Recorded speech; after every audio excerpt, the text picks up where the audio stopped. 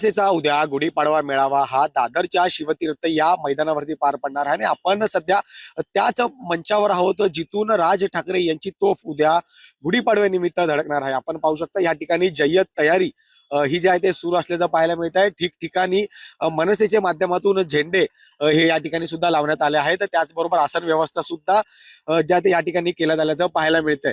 त्याचबरोबर प्रामुख्याने या स्टेजवरती खरं तर आपण पाहू शकतो की भव्य दिव्य असा हा स्टेज या ठिकाणी उभारण्यात आला आहे आणि उद्या याच मंचावरून खरं तर राज ठाकरे हे सर्व मनसैनिकांना जे ते संबोधणार आहेत। मात्र दुसरीकडे आपण पाहू शकता की या स्टेजच्या खरं तर भोवती एक पोस्टर त्या ठिकाणी लावण्यात आल्याचं पाहायला मिळतंय। मी महाराष्ट्राचा, महाराष्ट्र माझा, अशा पद्धतीचा एक पोस्टर या स्टेजच्या भोवती लावण्यात आल्याचं पाहायला मिळतं आणि प्रामुख्याने आपण पाहिलं की राज ठाकरे यांची सततची भूमिका ही महाराष्ट्राच्या हितासाठी असेल। त्याचबरोबर मराठीच्या मुद्द्यावरती खरं तर राज ठाकरे हे नेहमीच आक्रमक असलेले पाहायला मिळाले आणि नेमकं उद्या राज ठाकरे हे या मंचावरनं कोणत्या विषयावरती भाष्य करणार हे सुद्धा पाहणं तितकंच महत्वाचं असणार आहे।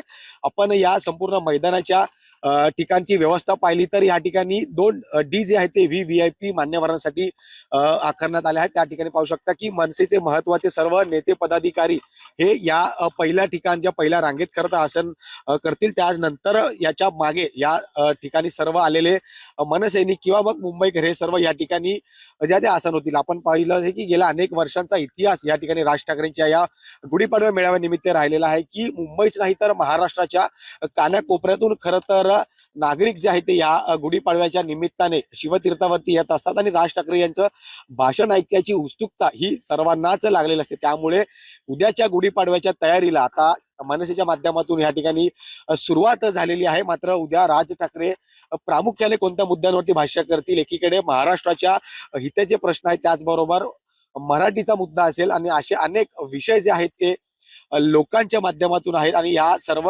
गोष्टींवरती देखून राज ठाकरे काय उद्या भूमिका घेतील याकडे सर्वांचंच जे आहे ते लक्ष लागल्याचं पाहायला मिळतं। मात्र आज जर आपण पाहिलं तर यापूर्वी जे नियोजन आहे मनसेच्या माध्यमातून जे आहे ते सुरू आहे आणि या ठिकाणी उद्या खरं तर सकाळपासूनच मोठ्या संख्येने मनसैनिक जे आहे ते यायला सुरुवात होतील। मुंबईच नाही तर महाराष्ट्रातून कानाकोपऱ्यातून खरं तर या सर्व महाराष्ट्रीय मनसैनिक जे आहे ते या ठिकाणी असतात आणि त्यामुळे उद्या राज ठाकरे यांची या गुढीपाडवा मेळाव्यानिमित्त कशी पद्धतीने तोफ धडकणार, उद्या ते काय भाष्य करणार हे पाहणं महत्वाचं असणार। मनोज सोलंकीसह मी जय पवार, जय महाराष्ट्र न्यूज, मुंबई।